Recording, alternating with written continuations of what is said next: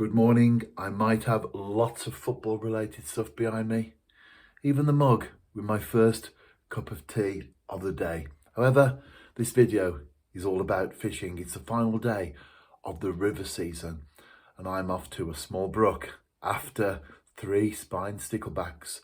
Looking out the window this morning, I haven't been outside yet, but there's been an overnight frost. I'll scrape the car and then I'll be on my way. I've been here about 5 minutes and I haven't had a fish yet. I think that the frost has definitely affected them, because it does, doesn't it? Whatever fish you are going for, they are naturally affected by the drop in temperature, sharp drop as well.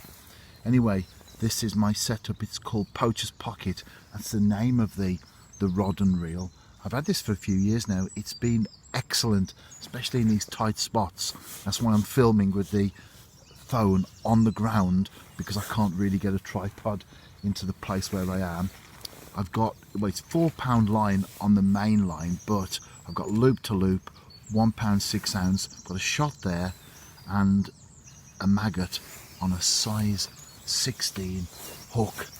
I'm sure I'll catch something though, but maybe not as prolific as yesterday's session. That was by far the best that I've ever had after 3 spined sticklebacks, and I set a new PB as well, so thrilled with that one. I think as it looks at the moment, I'll be excited just to catch something, but I'm sure I will. I just had a fish come off as I was about to lift it out of the water. I thought to myself, that's very encouraging, because where there's one, there's often more. Next drop into the same spot. Let me get that central. I'm trying to look beyond my hand there. And there we have the first fish of the session.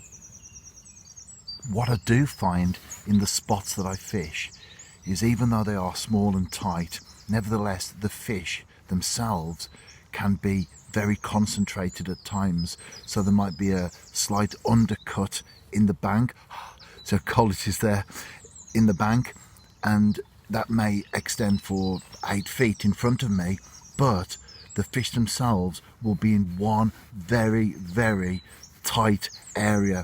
So what I do is I drop the bait along the undercut, for example, or if there's a branch in the water, a large branch, then I'll drop it at various places along there, because you think there's nothing at all in that particular swim, and then you get amongst the fish and you start to catch them.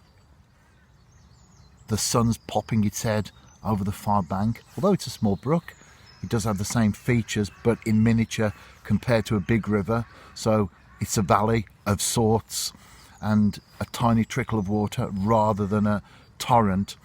But I don't know if you can pick up the birds around me while I've been talking and filming, but I've heard chiff-chaff, stock dove, missel thrush, song thrush, carrion crows, loads of birds, a wren singing on the far bank as well, robins. Fantastic, isn't it? As I've said on so many occasions, it's great to be out there in the great outdoors, and it's not called that, is it, without good reason.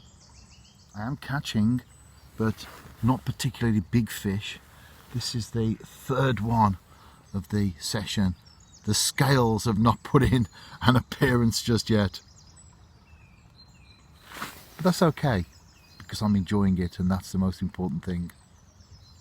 After a few small fish, this one is slightly bigger. Not going to weigh it, but I am going to show it, because, well, there's the fish. Can you see? I've got the sun behind me. The red there forming on the throat, and that will extend all the way down the chest in due course and become quite bright as well. That's the male in the breeding season. So as the river season itself comes to an end, the sticklebacks are getting ready to spawn, to produce the next batch of fish for me and other anglers to catch, although I've never seen anyone else on here. I doubt whether I will. And on that fish, I'm going to say farewell, river season. See you in 3 months' time.